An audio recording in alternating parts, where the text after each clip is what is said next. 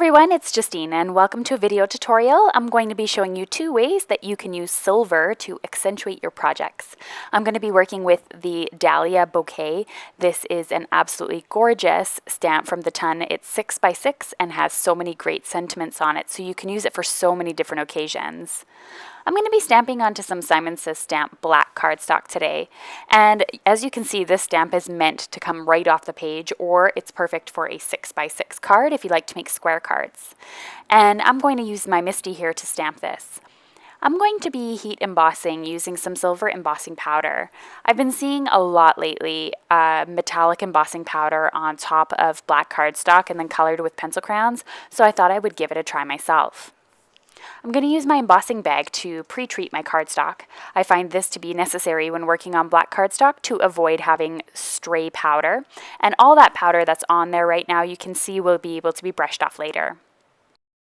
I'm going to be using some Versamark ink to stamp this here so that I can make sure that it's going to really press in nicely to the cardstock and it's going to treat my stamp at the same time. And then also I'm going to be able to add the embossing powder on it.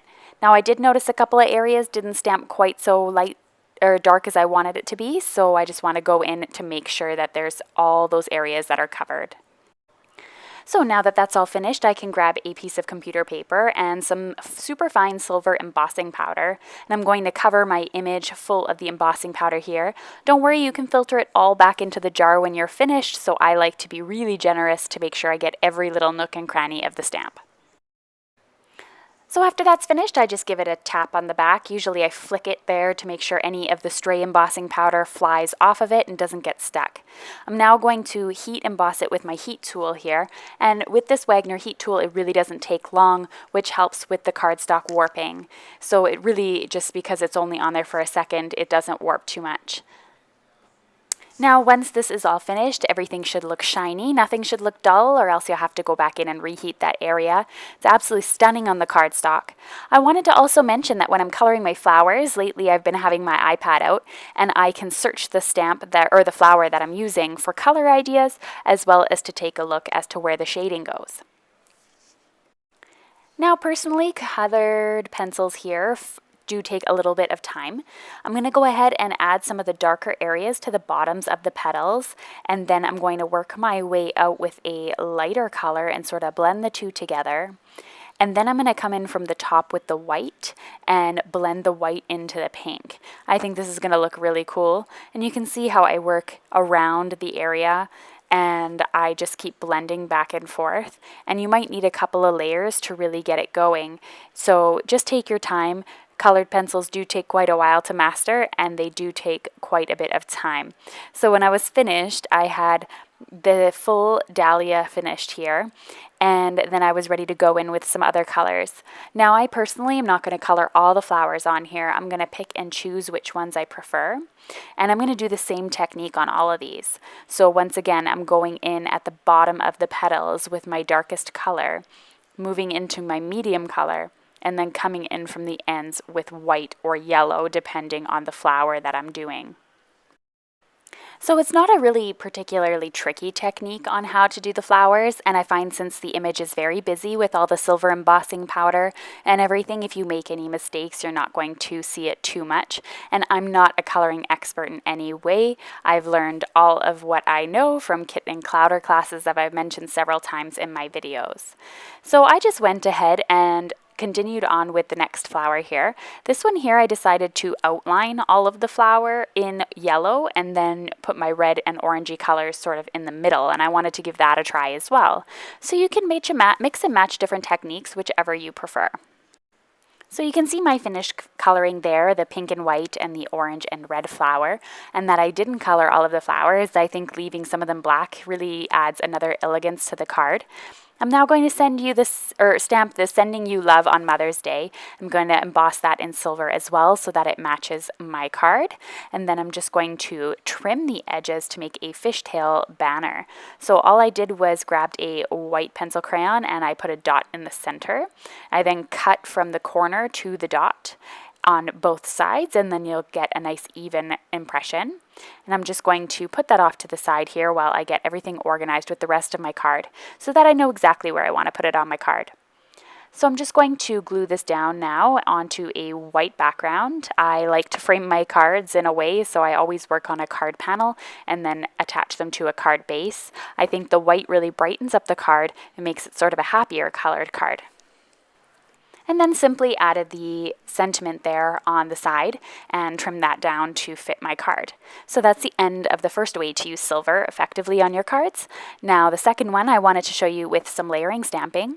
I'm going to be using the beautiful Bettas stamp. This reminds me of my fish that I had as a child. And there are 3 different Bettas on here. They range from a large, medium, as small. And you can see that each one of them have 3 different layers. So a solid, more detailed, and then less detailed on the top.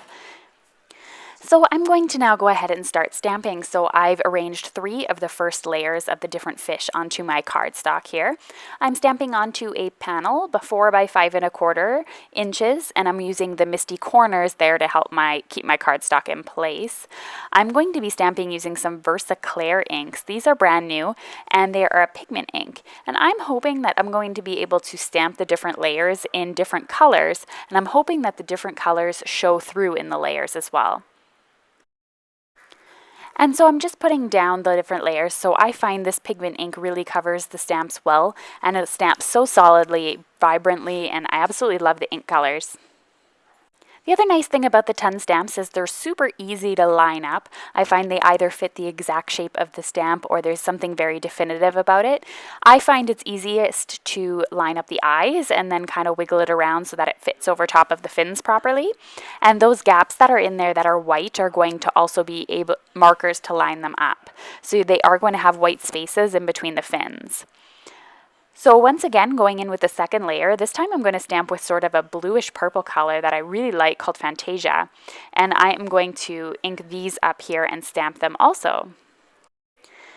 And then I should have the layers on there, and you should be able to very distinctly see that there's a pink and a purple there because I'm using these pigment inks. These are really fast drying pigment inks as well, so don't worry too much about heat setting or anything like that. I find them just fine. Now you'll notice I haven't stamped the third layer and that I've actually stamped a few more betta fish on here. I wanted to make it look more realistic but also save you a bit of time. So you can see that I added a couple of extra fish on the card off screen. I'm going to cover them with some Inkadinkado masking paper that I've trimmed out by hand, and I am going to add some of the fish masks here to my page, and then I'm going to add also some of the little leaves, or I don't know what you call it, seagrass, sea algae, whatever, onto my card. And I am going to be using some green here to stamp these down. Now I'm going to have to push quite hard to get from the mask to my card itself to make sure that there's no little white gap in between. And I just went ahead and added another one here. I did notice, however, that I didn't like the fact that when I pulled up the mask that the fins showed no leaf inside. So I went ahead and trimmed out those white spaces from my mask and restamped them. So you can see here now I have my mask on there, and now the center where that leaf I stamped earlier is empty. So when I push down onto my leaf, you can see that it stamps on the inside of the fin as well. It was a little step and a little details, so it's up to you whether you wanted to do that or not, but I think it looks better. So next up, I went ahead and added the third layer onto my betta fish here. I had to wait for the pigment inks to dry, and I also used my embossing bag on top to make sure that they were dry. Off screen, I put some silver embossing powder directly on top before I stamped this layer to make sure that nothing was going to stick to my stamp to make sure that it was ready. Then I was able to stamp with some Versamark ink once again, and then add the embossing powder on top. So it is really important that your stamp and card front are dry before you add embossing powder. If not, it'll cover the entire fish and be quite messy. This happened the first time I created this card, so I'm just letting you know. So I was able to flick the back of the card here to get off any excess embossing powder. You can see that all of the fish now have the silver on it, and any sort of stray embossing powder you can clean up with a dry paintbrush. So once that's all finished, I'm just going to melt the embossing powder here. You'll see the beautiful shine on the betta fish and just how shiny that looks. I'm going to add this to an A2 size card base here, a nice white on white frame, and then just add the sentiment, "Just keep swimming," which reminds me of Finding Nemo, and I love that movie, so I thought it was perfect.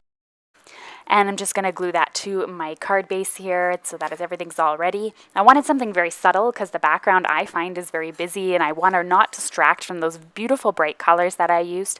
And Therefore, I just wanted to keep something very simple on the front. And it's a nice little encouragement card as well. I find this time of the year, I'm a school teacher, and a few people could definitely deserve this card because they need to just keep reminding to keep swimming. Okay, so that's all finished now, and you can see the final results of both of these cards in the beautiful silver. I hope you'll check out the Tons release as well as the blog hop today over on my blog. And there are some chances to win some prizes. If you're interested in checking out another video, I have one here below, and then as well as the subscribe button if you would like to subscribe to my channel. Thanks so much for watching, everybody. Bye-bye.